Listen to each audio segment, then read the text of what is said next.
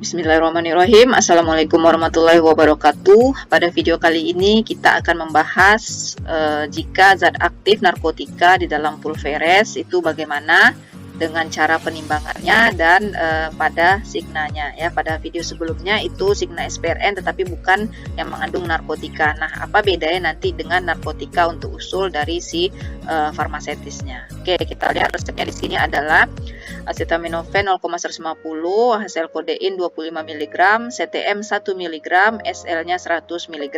Campur dan buatlah serbuk dalam dosis terbagi sebanyak 12 bungkus, signanya SPRN pulp 1 ya. Jadi bila perlu 1 bungkus. Oke, yang pakai DM di sini adalah HCl kodein dan CTM ya. Ini DL dan DM untuk kodein dan yang ini yang untuk CTM di bawahnya.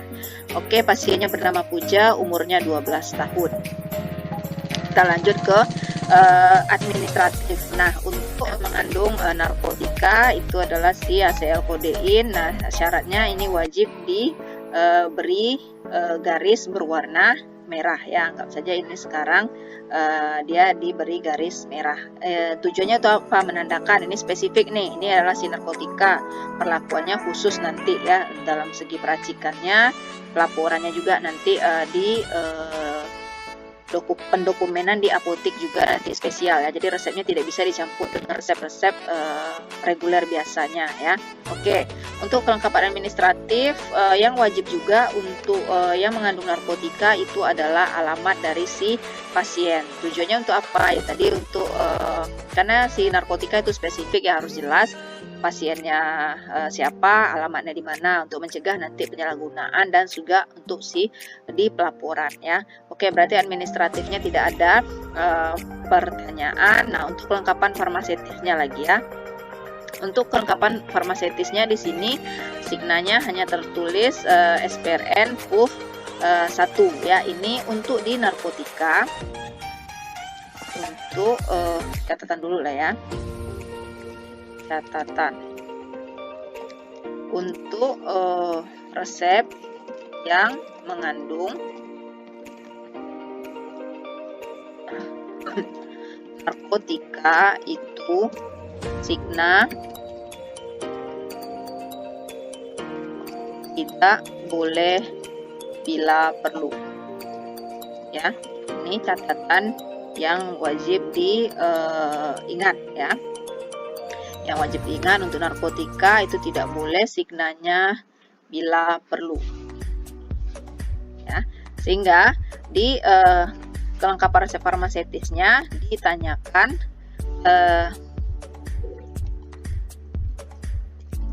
signa harus jelas karena mengandung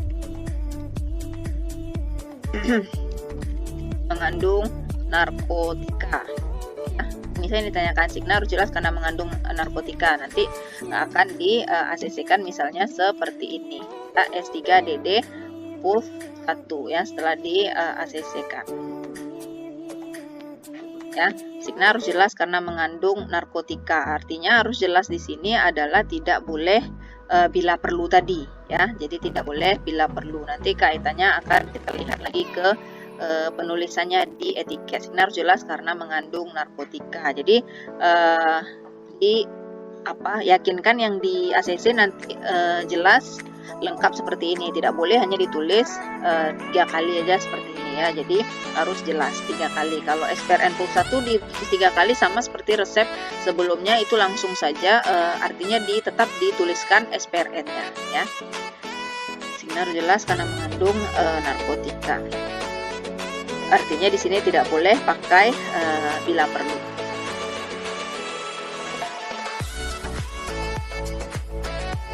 Ataupun nanti di sini usul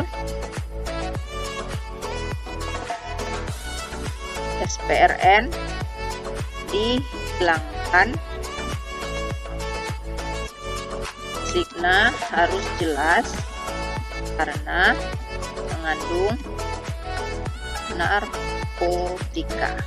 Nah, tetap dituliskan titik 2, kemudian nanti akan di ACC-kan seperti ini, S3DD PUF 1. ya. Jadi akan ditulis lengkap seperti ini.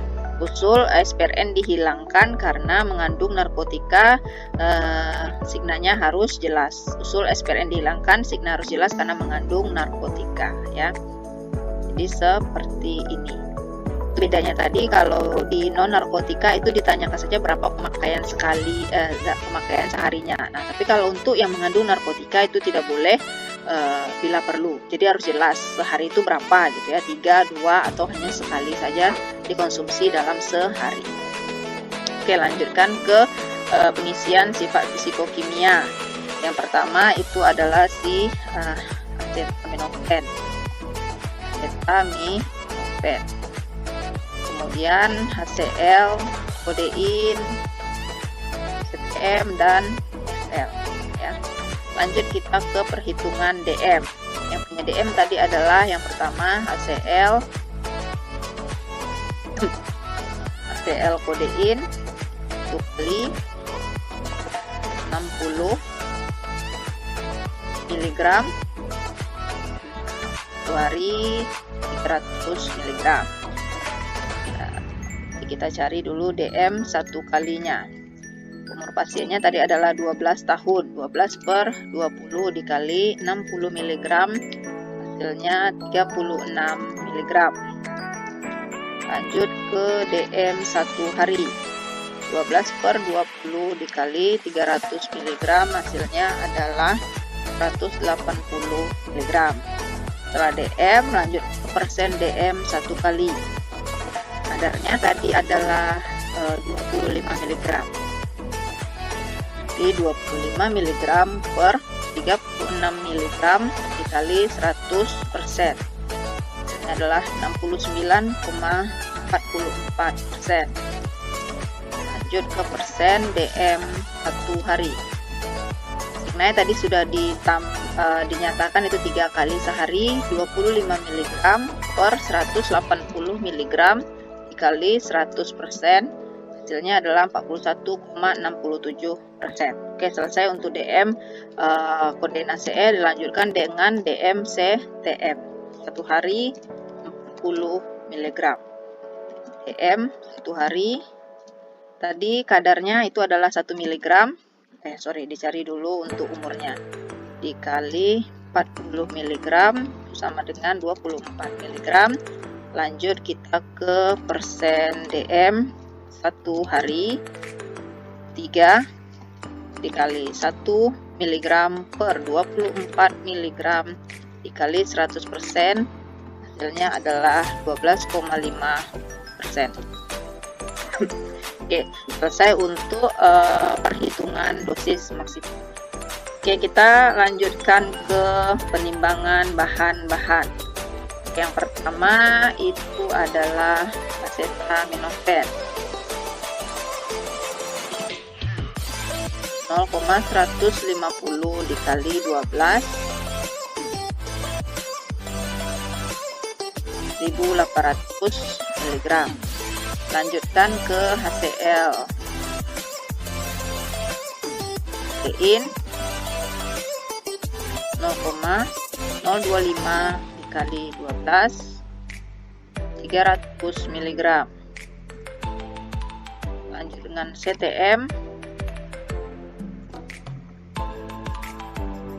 0,001 dikali 12, dapatnya adalah 0,012 mg.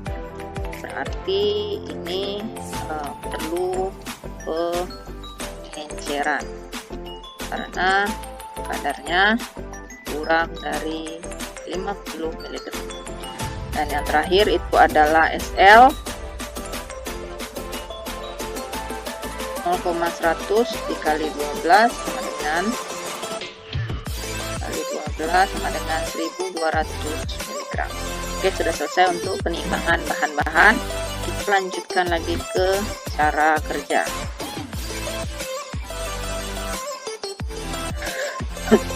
Pertama, timbang seluruh bahan. Yang kedua, pengenceran CTF 1:10. Timbang STM 50 mg, tambahkan SLCC, timbang SLCC 450 mg, hasilnya adalah 500 mg. Kita gerus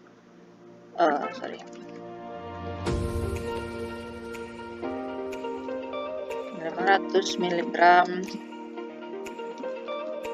gerus homogen, ditimbang 12 mg per 50 mg dikali 500 mg, hasilnya adalah 120 mg. Ini adalah massa tumpah. Nanti sisanya 500 mg dikurang 120 mg sama dengan 180 mg dibungkus. Tulisannya di perkamen adalah sisa pengenceran CTM 1:10 sebanyak 380 mg. Oke, selesai untuk pengenceran. Selanjutnya tinggal ditambahkan saja serbu-serbu yang lainnya. SL gerus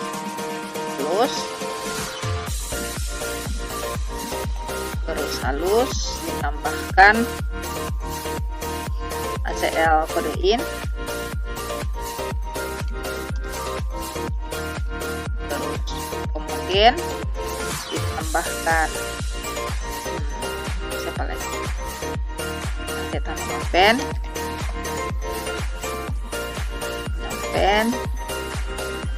terus homogen, tambahkan massa 2, terus homogen.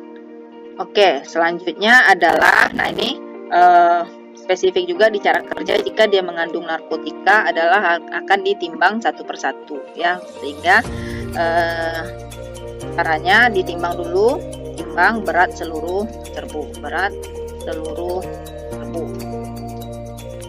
timbang berat seluruh serbu itu misalnya itu adalah 450 mg. Kemudian hitung berat satu bungkus 4.500 dibagi 12 bungkus, hasilnya adalah 375 mg ya. Nah, ditimbang 1/1 sebanyak 12 bungkus seberat 375 mg ya. Ini jadi untuk spesial atau spesifiknya jika dia mengandung narkotika, dibungkus dan dimasukkan ke dalam plastik klip dan diberi etiket. Oke, selesai untuk cara pengerjaannya ya. Jadi untuk narkotika adalah ditimbang satu persatu ya. Jika sebelumnya ada cara pengerjaan resep dengan DM lebih dari 80% itu juga ditimbang satu persatu. Sekarang kita lihat DM-nya itu tidak lebih dari 80%, tetapi dia karena mengandung narkotika itu cara kerja spesialnya adalah harus ditimbang satu persatu. Kenapa? Karena akan memastikan ini narkotika ya, zat akan menyebabkan ketergantungan. Jadi diyakinkan memang kadar atau bobot setiap bungkusnya itu harus seragam semuanya 375. Kalau dibagi rata sama banyak menurut penglihatan mata yang seperti yang biasa dilakukan, itu dikhawatirkan tidak akan sama banyak ya, pasti akan ada lebih dan kurangnya. Nah, kalau untuk narkotika itu wajib ditimbang satu persatu sebanyak 375 mg atau dihitung dulu berat seluruh serbunya dibagi berapa bungkus yang diminta, itu adalah berat untuk satu bungkus. Nah, berat satu bungkus itu yang akan ditimbang satu persatu sebanyak berapa bungkus yang diminta. Ya, kerjanya akan lebih lama karena memang dia khusus ya, narkotika harus diyakinkan kadar dalam setiap bungkusnya itu adalah seragam ya. Oke, untuk etiketnya adalah etiket putih nomor 6, 7 lagi ya. Oke, nomor 7 Pekanbaru 5 Desember 2020. Pasiennya siapa tadi namanya? Puja ya. Nama pasiennya itu Puja. Signanya adalah sehari 3 kali 1 bungkus. Jadi ini untuk etiketnya. SPRN itu sama sekali tidak diperkenankan lagi dituliskan di etiket ya. Hari 3 kali 1 bungkus, jelas dia sehari itu 3 kali ya. Untuk jika dia mengandung narkotika, jadi tidak boleh pakai SPRN ya, atau bila perlu. Berarti selain narkotika itu dipersilahkan ditanyakan pemakaian maksimalnya sehari jika dia signanya hanya SPRN.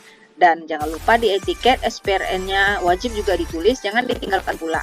Kecuali dia narkotika. Kalau narkotika tinggalkanlah SPRN-nya, tulislah signa jelasnya. Kalau dia non narkotika, SPRN-nya wajib dituliskan juga pada etiket seperti pada video sebelumnya. Oke, terima kasih. Ibu cukupkan. Wassalamualaikum warahmatullahi wabarakatuh.